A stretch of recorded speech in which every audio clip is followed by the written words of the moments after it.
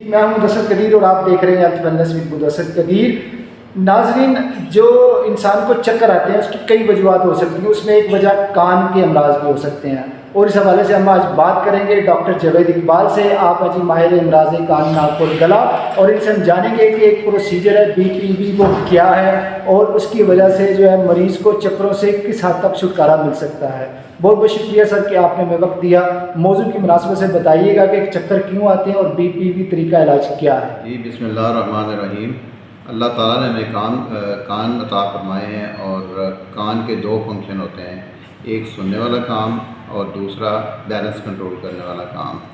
جو balance control کرتا ہے وہ کرتی ہماری سیمی سرکولر کنالز ہوتی ہیں، وہ ہمارے بیلنس کو کنٹرول کرتی ہیں۔ جو بنائن پوزیشن ورٹائگو ہے اس کے اندر کرسٹل جو ہے نا وہ سیمی سرکولر کنالز کے اندر جمع ہو جاتی ہیں، جس کی وجہ سے پیشنٹ کو مریض کو چکر آنا شروع ہو جاتے ہیں۔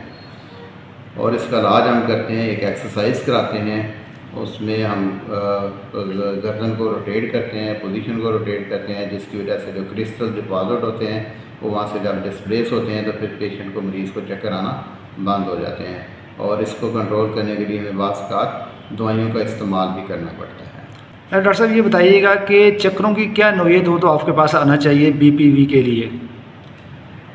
جی اگر خالی چکر آ رہے ہیں، پیشنٹ کو کوئی دماغ کا کوئی مسئلہ نہیں ہے، کوئی ہارٹ کا مسئلہ نہیں ہے، کوئی لنگس کا مسئلہ نہیں ہے، یا اور کوئی مسئلہ نہیں ہے، تو پھر موسٹ کامن کاز جو چکروں کی ہے وہ کان کی وجہ ہو سکتی ہے، اور جو سب سے کامن ہے وہ بنائن پوزیشنل ورٹائگو ہے۔ تو یہ پروسیجر کتنی دیر کا ہوتا ہے؟ اس کے بعد مریض کو کیا کرنا چاہیے؟ یہ پروسیجر ہم 5-10 منٹ لگاتے ہیں، پیشنٹ کو لٹا کے اس کی ایکسرسائز کرواتے ہیں، اور پیشنٹ اس کے فوراً بعد ٹھیک ہو جاتا ہے۔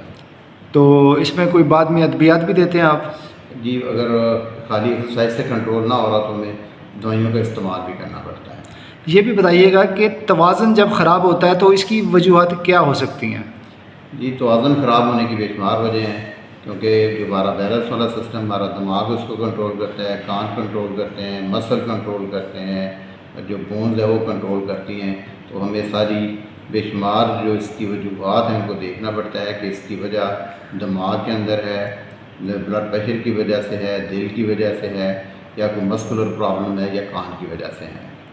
جو لوگ آپ کو دیکھ رہے ہیں سن رہے ہیں، آپ ان کو کیا پیغام دینا چاہیں گے؟ جی اگر آپ کو چکروں کا مسئلہ ہے تو آپ کو گھبرانے کی ضرورت نہیں ہے، تو فوراً آپ کو کسی ENT کنسلٹنٹ سے رابطہ کرنا چاہیے۔